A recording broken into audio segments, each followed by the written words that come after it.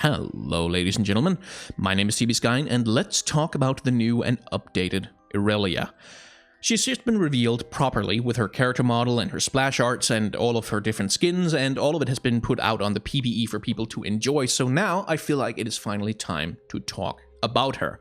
Irelia is a new character design, a rework that has to solve a couple of different problems from the old rework, chief among which that the old Irelia, her old aesthetics, her old look, her old character design doesn't fit into the modern conception of Ionia that Riot Games is kind of trying to sell. Like, they've been on a massive project over the last couple of years to try and unify the aesthetics and the lore and the backstories and like the whole of the League of Legends universe into this very faction-based kind of setup. This happens in a lot of their lore updates and a lot of the other stuff that they're putting out.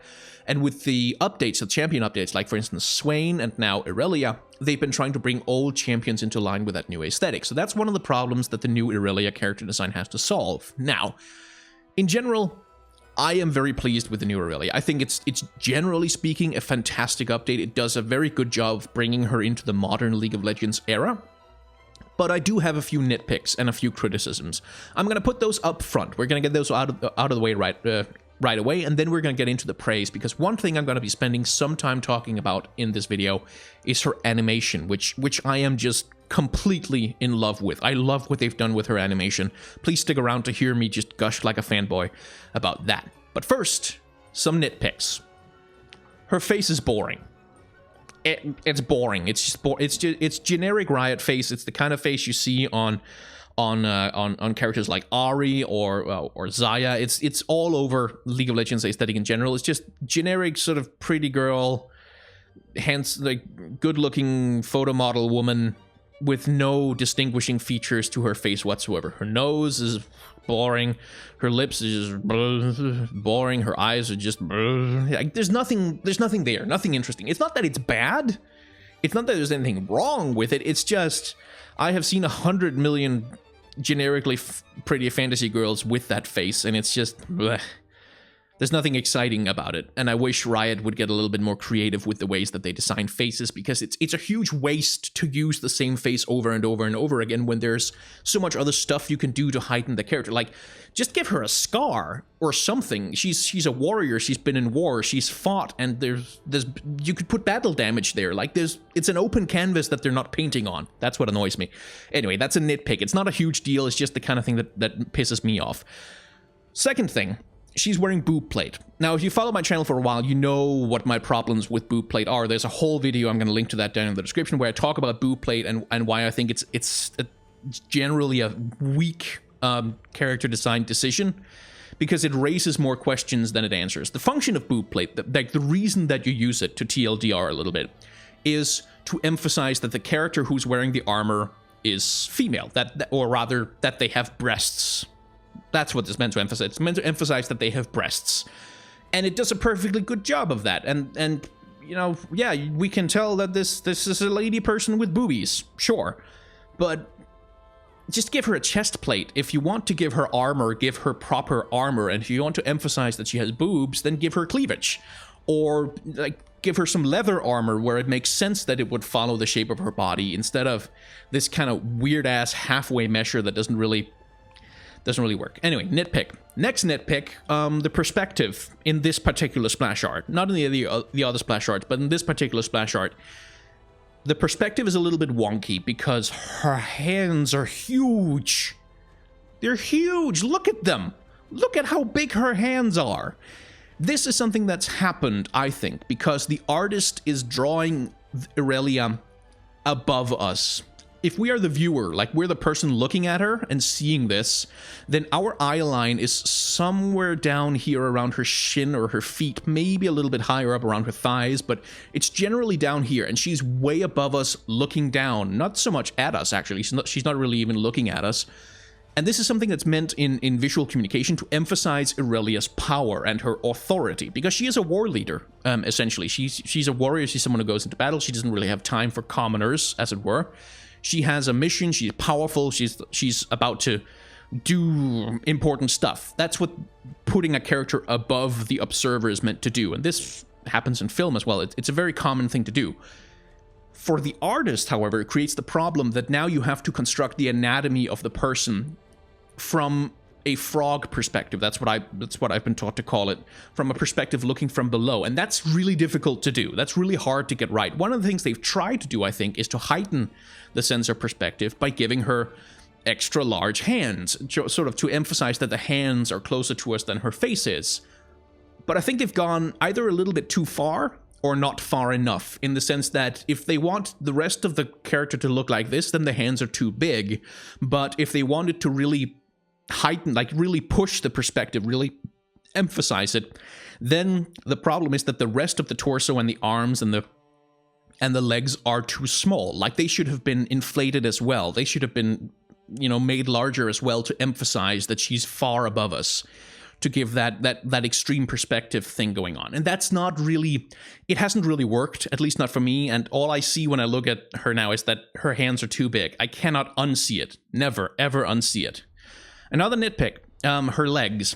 In this particular splash art anyway. Here again, it's a perspective issue. The leg here is supposed to be pointing somewhat out towards the viewer.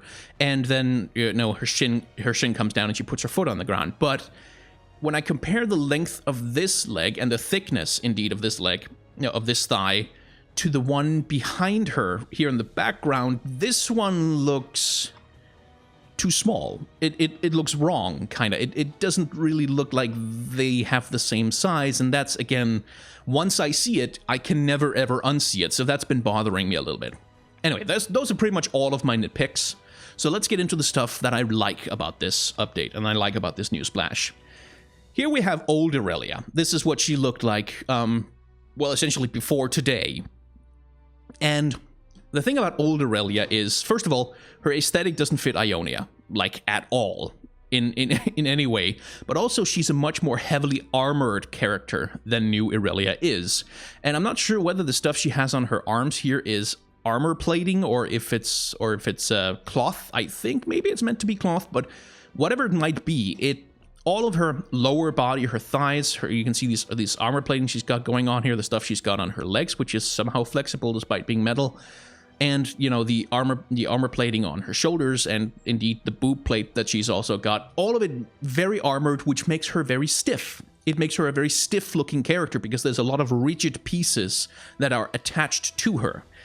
New Irelia can't have that because a lot of her animation, a lot of her concept revolves around her being a blade dancer. She's someone who does fluid motions, who moves around a lot, who spins, who is flexible, who's agile, who can move smoothly.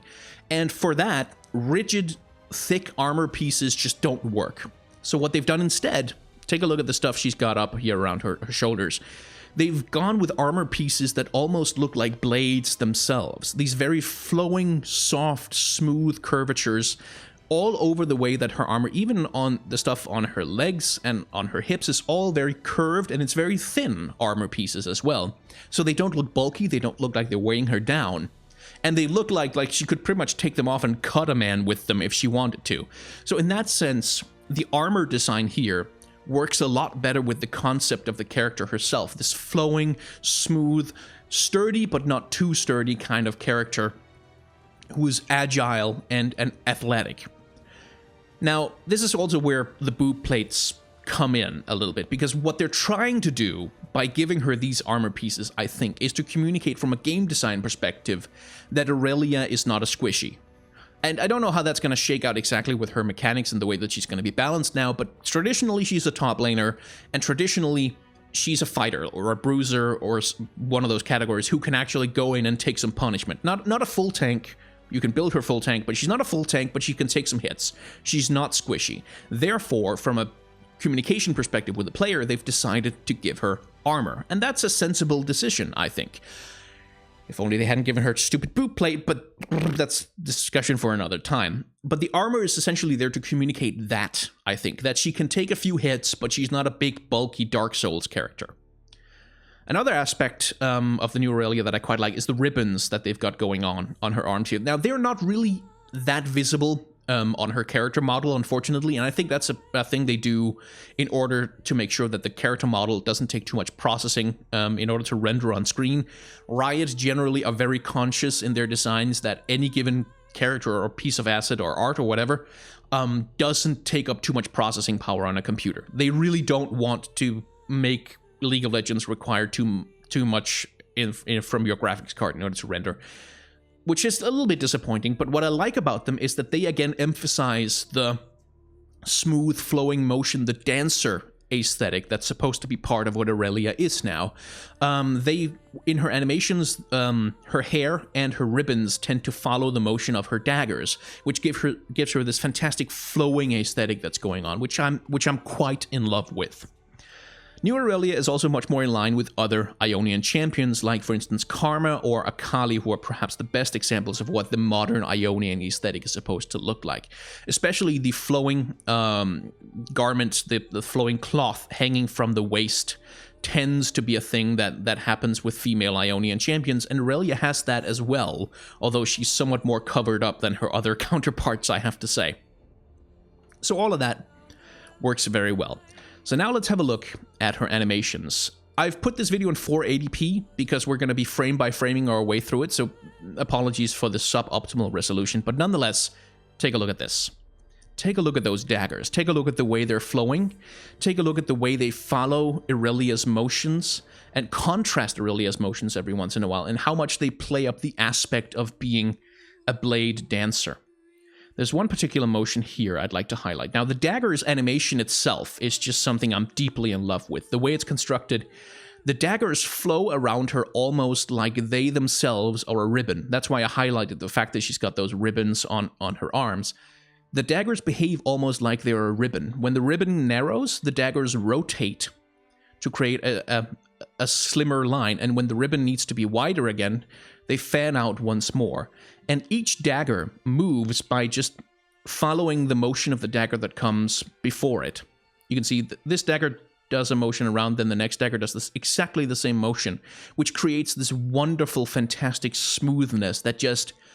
As an animation nerd, this is the kind of stuff I just love. I love how smooth and gorgeous they made these daggers move, how much it emphasizes the circular motions that Irelia makes. And you can see it in particular here, as she's about to make this spin. Now, first, take a look at the animation smearing, or the squash and stretch that's going on. Look how her model is deformed in order to really sell the rotation of her motion. And you can see how Irelia moves first, and then the daggers follow, which again, like if she was holding a piece of cloth in her hand and she pulled on it, and then it follows her around. Like, they don't move before her. She pulls them around like they're a ribbon, like they're a piece of cloth. It all ties together visually so very nicely. And it also ties in with her hair, which is the other primary thing. You can see how the hair kind of leads the motion of the daggers as they kind of follow that same rotation around. And it's all just so gorgeously executed, to be honest. Let's see if we can find some more. There's another motion. Yeah, here it is. See, most of the time, Irelia's hair is kind of static. It's got this kind of flat Dorito kind of shape most of the time, kind of like her old octopus hair. But once she needs to make a rotation, see how it gets stretched out, and it gets curved into the same curvature of motion that her daggers follow. And then the daggers kind of mirror that rotation. And this is also what the little ribbons that are attached to her wrists are supposed to do. They don't do it as much as the hair does. The hair is the much more visible version of it, but... just in motion, Irelia is just, she's such a joy to behold. I don't know who animated her, but my warmest compliments to them, because this is really complicated motion to get right.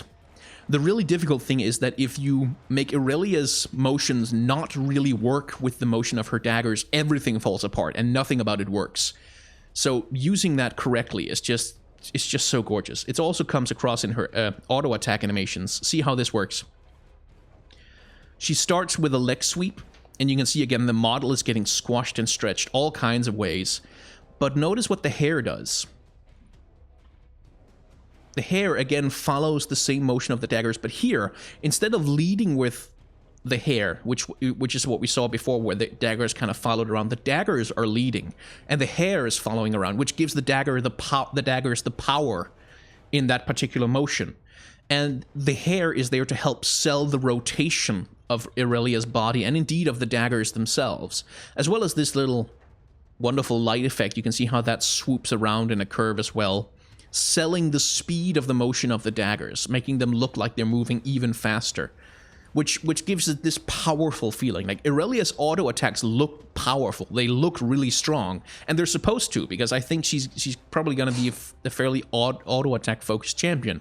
She used to be anyway. So I'm quite pleased to see that they've spent a lot of effort getting that aspect of her right. Anyway, 16 minutes on how much I love Irelia and her new animations with a few nitpicks. That should be enough. If you have any questions, anything you'd like me to expand on, you should feel free to leave that down in the comments. I try to read all of them. Well, in fact, I do read all of them, and I try to respond to the ones I feel I have something useful to say about. Irelia, in general, wonderful update. I love what they've done with her. I have some nitpicks, because I always do, but really, I'm just very pleased. I like what Riot has done here, and I'm deeply in love with whatever animator did her motions in the attacks. My name has been TBSky, and thank you very much for watching, and have a very nice day, I suppose.